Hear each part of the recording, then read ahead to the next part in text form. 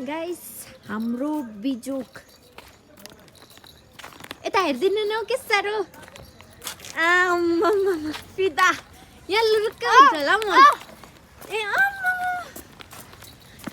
बिचारा त्यसै कारण नानी बोक्नु भनेको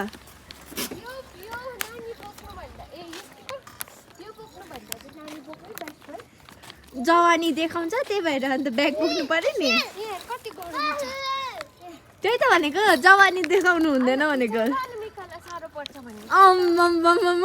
होइन हो कि गाइसहरू जवानी देखायो भने चाहिँ यस्तै हुन्छ